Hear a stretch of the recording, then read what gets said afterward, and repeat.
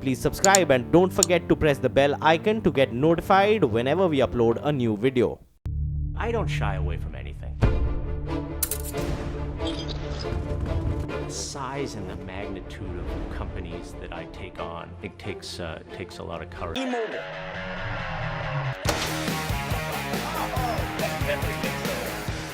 He's like a superhero. Our employees love the guy. Legere really broke the mold. You just build that network. This is what I do.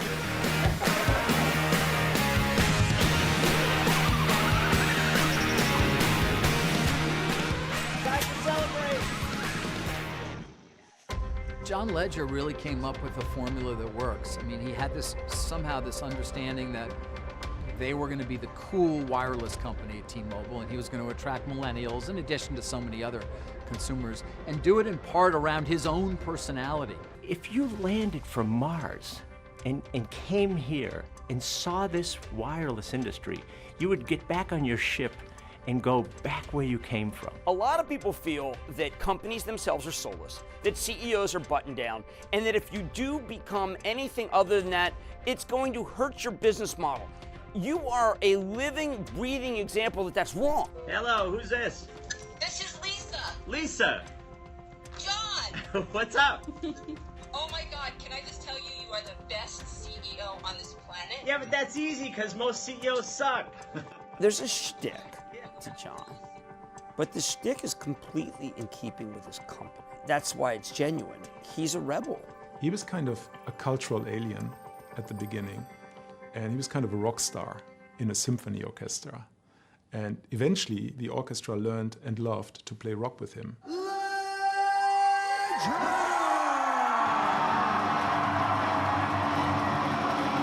I was the middle.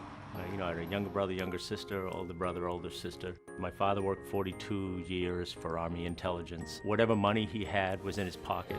I was a bad kid. I would sit in class and they would ask a question, and I knew the answer because I was pretty smart, but instead I'd tell a joke. There's a schoolyard in all of us, but it's been beaten out of us. And the schoolyard was not beaten out of John. I was a very successful athlete, but I had a big, strong Irish mother whose job was to level the system. The feedback would be, "You're not as good as you think. You're no better than your brothers and sisters." And I'd think, "Oh, well, okay, thanks, mother." But good, good life. I wanted to go to the Olympics as a runner. I heard he ran a 4:06. He ran a 4:06 mile. That's very good. And I was recruited by Harvard. I told my father, "There's no way I want to end up, with those kind of white button-down shirts." And to give him credit, he just swallowed and he let me go. And I went to the University of Massachusetts because it was a period of time where all the top runners went there. I went to as a phys ed major. I moved out of phys ed when we had to do a test where they asked you to do a budget and let's decide how much you want to be a phys ed teacher because here's how much you're going to make. And then it didn't match. I ultimately got a degree in accounting. And I was going to go to a Big 8 accounting firm, but instead I went into New England Telephone and ultimately worked for AT&T for 18 years, which is kind of funny. He's a huge competitor. That's the other side of this. I actually ran for a shoe company. I ran for Saucony. And I worked for AT&T, and they were sponsoring the Olympic torch. But I was part of a group where we lived in these mobile homes. 3 or 4 times a day, they'd drop you out of the van and you'd run with the torch. Many people know he was a world-class marathon runner. So they give you this torch with a big butane, flame on the top, and you got to run, like 5 minutes a mile with this torch. That level of competitiveness, which is individual as a sport, carries through in the way he approaches his business. So he sets high expectations for himself. That transcends into what he expects from others at the same time. I still have the outfit. I think it kind of doesn't really fit. Then I went to Dell Computer because I realized that I had a lot more to give, and I wanted to break out of the big hierarchy. And it was a time when Michael Dell was able to assemble a management team of people, all who could be CEOs, but went there instead to be part of a very high-powered team. I wouldn't have traded that for anything. So I was running Asia, then I ran Europe and Asia. And that's, when I left to run what was called Asia Global Crossing. So I actually was separate and simultaneously the CEOs of Asia Global Crossing and Global Crossing. Global Crossing is filed for bankruptcy. Its stock has fallen some 96% over the past years. And then I took Global Crossing through Chapter 11. Our biggest investors are behind us. We have a viable path forward, and it's about IP, and it's a good day for the company. After Global Crossing, I stopped being CEO and got divorced in the same month. All of a sudden, I'm home. And it's the first time I ever had to think through the question, what do you do? I hated that question. Like, what do you do? And I don't know. I'm reading Eckhart Tolle, Power of Now, and I'm thinking, wow, all this. And my friends and my doctors say, dude, you gotta go back to work. This is like, I'm on Match. I'm doing all this stuff. I'm not a kid. And then this, a headhunter came to me and sort of asked as a favor, if I would go, kind of interview for this. We were in a very difficult situation in the US. We needed nothing less but a marketing genius in order to turn the company around. The odds of me working for Deutsche Telekom are like none. I'm thinking, that's not going to happen. But the more I looked into it, it seemed to me that what was seen as a total mess, there was a plan. And I actually remember having lunch with him, and he was debating whether he should do it or not. And we got to talking about the challenge that was there. When I first met John, my first impression was, here comes a very senior and serious guy. And he was dressed in a very elegant dark suit, but he had pink laces at the shoes, and that caught my attention. So I felt, something in this guy is different. I said, okay, here's the following, 8 things. And if we can agree on these 8 things, I'll come, but I'm really not that interested. And then he started speaking, and what he said made a ton of sense. And they were all the things we ultimately did. What we're going to, spend on the network, we're going to invest in the brand, we're going to merge with Metro PCS, et cetera.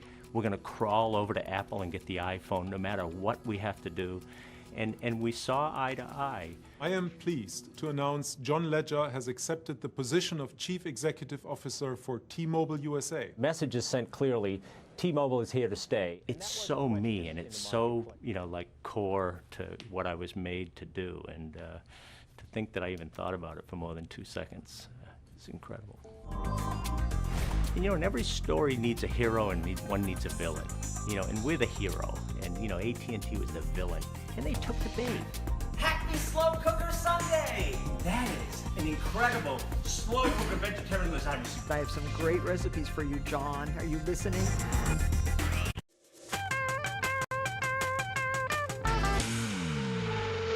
Class. Speed. Raw power. Max torque. Get ready for an unmatched automotive experience. Servo presents Overdrive. Overdrive, presented by Servo, world-class lubricants from Indian Oil. Have you fostered a strong risk management culture across your enterprise? ICICI Lombard and CNBC TV18 present India Risk Management Awards. To nominate yourself, log on to www.forbesindia.com/IRMA. Presented by ICICI Lombard General Insurance. Hello and welcome to CNBC TV18 Weekender. Joining us is a fashion designer who is also a philanthropist. She has lots of achievements under her belt. Hi, this is Mahika Meerpuri. Watch me on CNBC TV18 Weekender.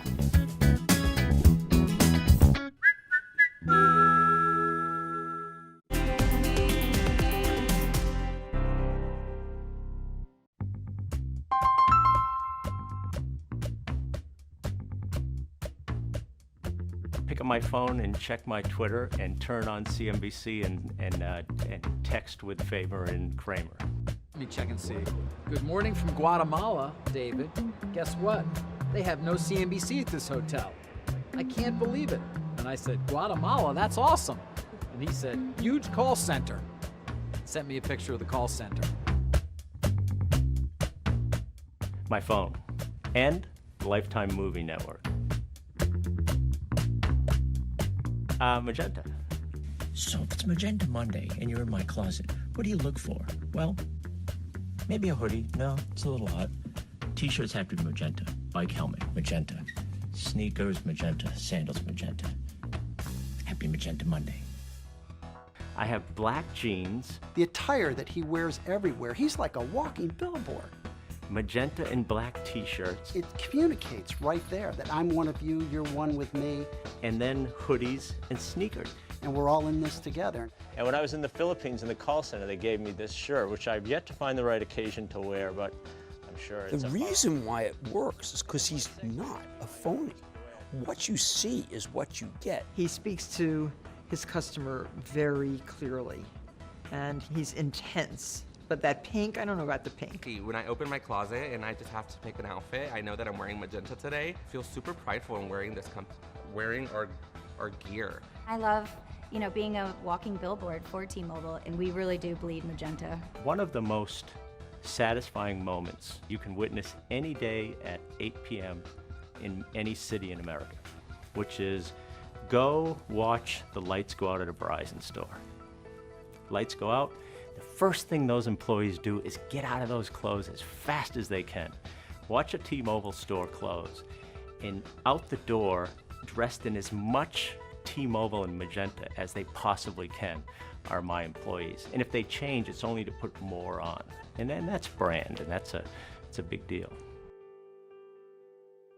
If you didn't know John and you just saw him, you'd come away thinking that John is a sort of unbridled free spirit and the like. But John has a more sort of, I think, buttoned down or conservative lifestyle than maybe most people would otherwise think. I got here 5 years ago. The company was really in a bad way. We were the fastest shrinking wireless company in America. This company was in a do-or-die kind of a situation. We were the average guys, and actually we were at the bottom. I respect him so much because he is fearless.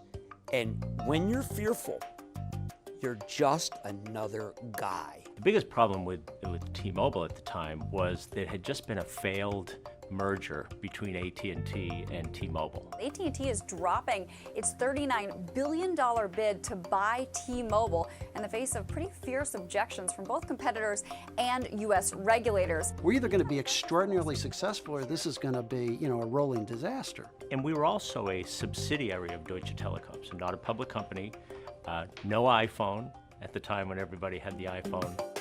We announced we weren't just going to survive, we were going to change the wireless industry in the whole world. We started with a manifesto. We stood for something.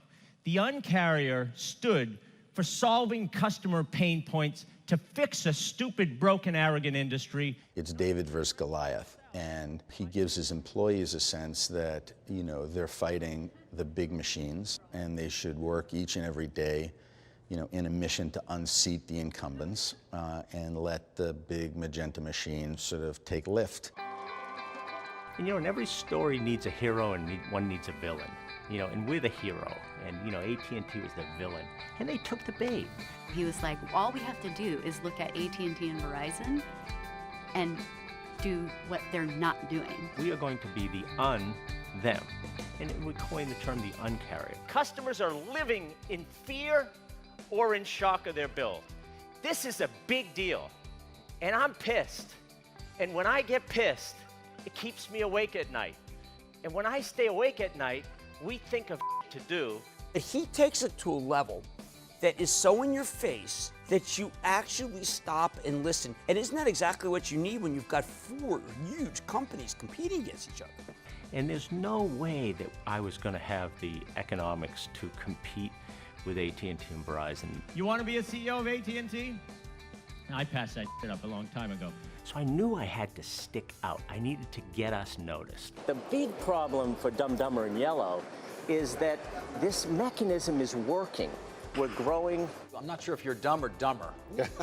Does that tick you off, or is it all sort of part of fun? Yeah, to be honest, I don't pay any attention to it. It's, I think it's worked for him. We are the worst thing that ever happened to him. I am right in your face aggressive to them, but on behalf of people. The assumption is that these high and mighty duopolists that are raping you for every penny you have, if they could do something nice for you, they would. The hate you. I'm telling you. He's willing to say things that the other stodgier CEOs are unwilling to do, whether it's calling Verizon and AT&T dumb and dumber, though he never says which is which. I don't think he cares much at all about Verizon and AT&T, but I think he sees that as a way to reframe the opportunity that's ahead of us. And it sure is a thing for us to rally around. I mean, you go talk to our frontline reps and they're like, you know, so intent on kicking the asses of our competitors, which has been kind of refreshing. People. The assumption is that these high and mighty duopolists that are raping you for every penny you have, if they could do something nice for you, they would. The hate you. I'm telling you. He's willing to say things that the other stodgier CEOs are unwilling to do, whether it's calling Verizon and AT&T dumb and dumber, though he never says which is which. I don't think he cares much at all about Verizon and AT&T, but I think he sees that as a way to reframe the opportunity that's ahead of us. And it sure is a thing for us to rally around. I mean, you go talk to our frontline reps and they're like, you know, so intent on kicking the asses of our competitors, which has been kind of refreshing. And so he's a very active communicator.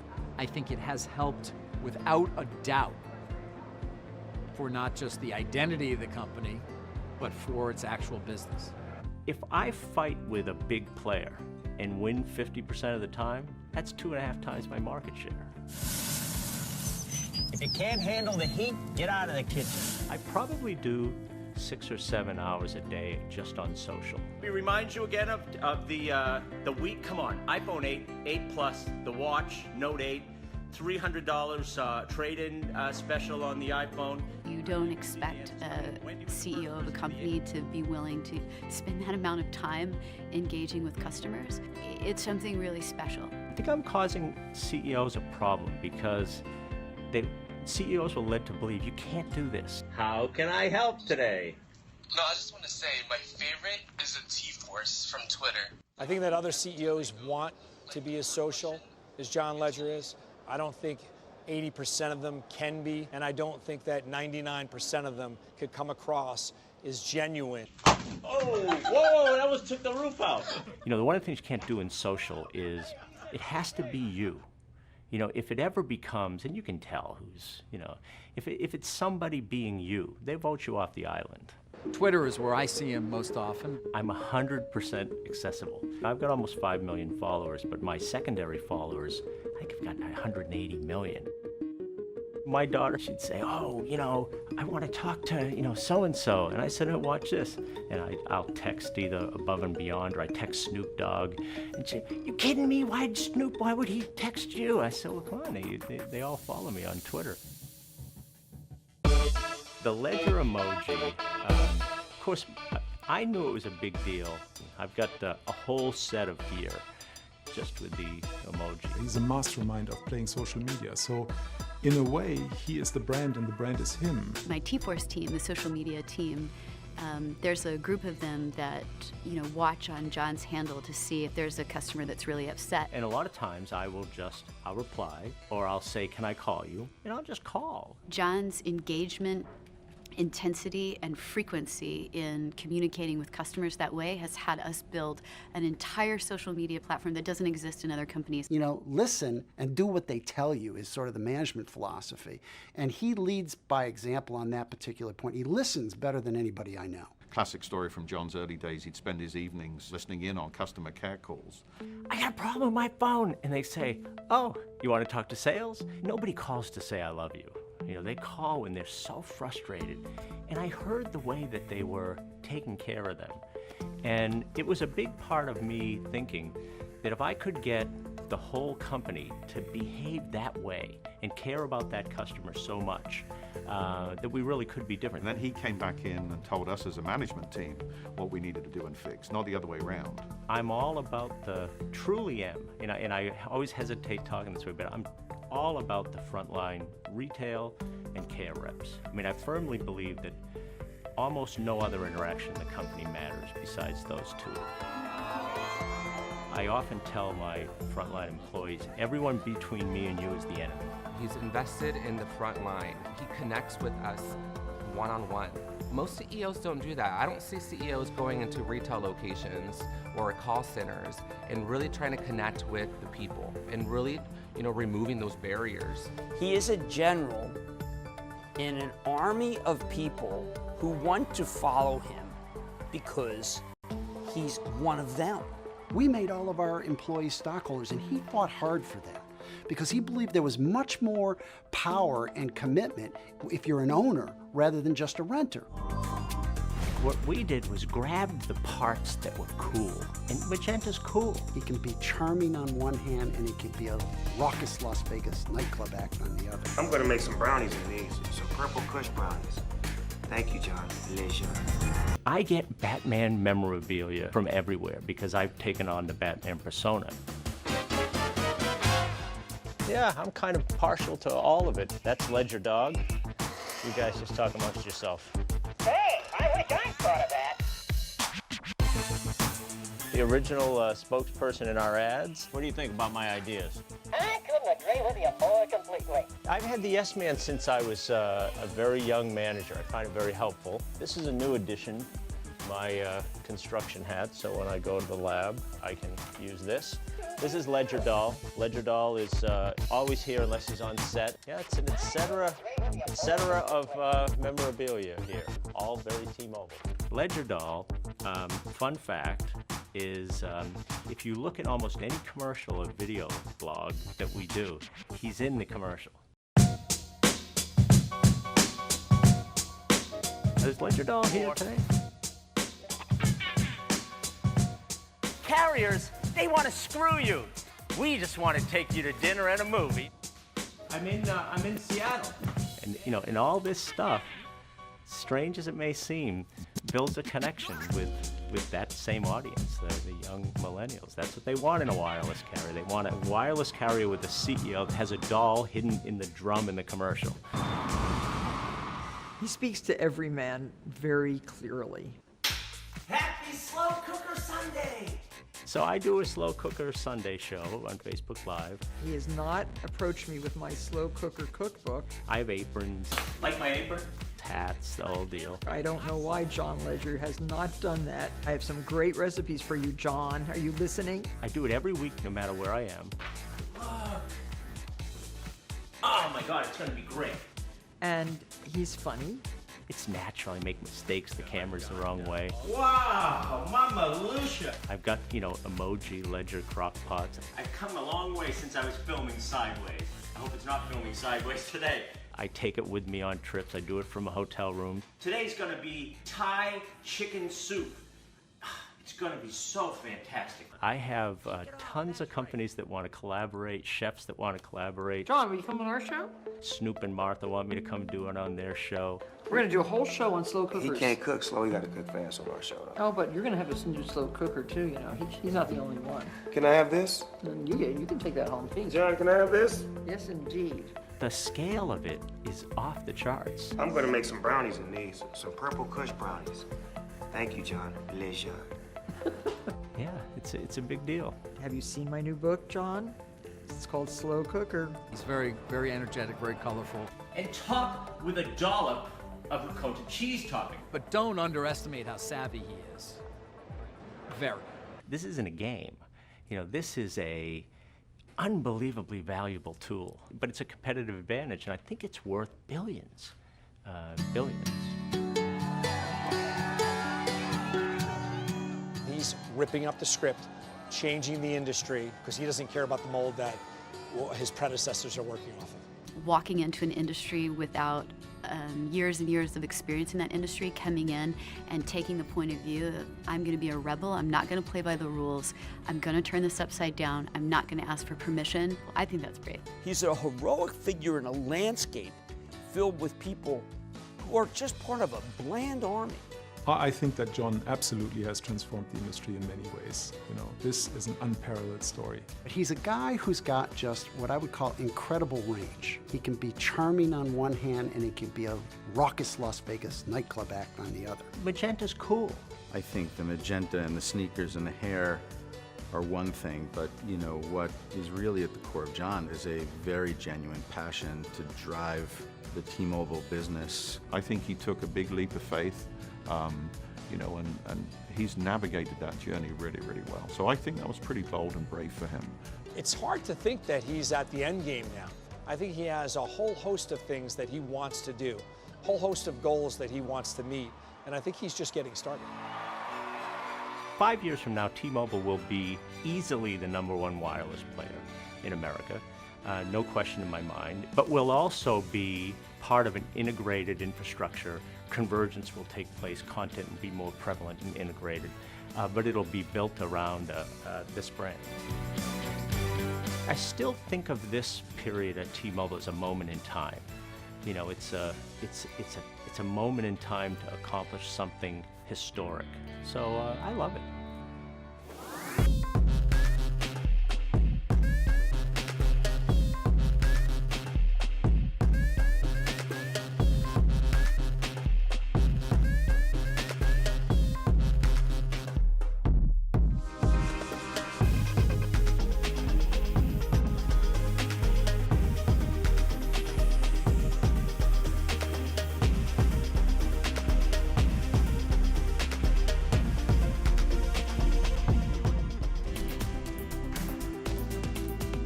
Hello and welcome to CNBC TV18 Weekender. Joining us is a fashion designer who is also a philanthropist. She has lots of achievements under her belt. Hi, this is Mahika Meerpuri. Watch me on CNBC TV18 Weekender.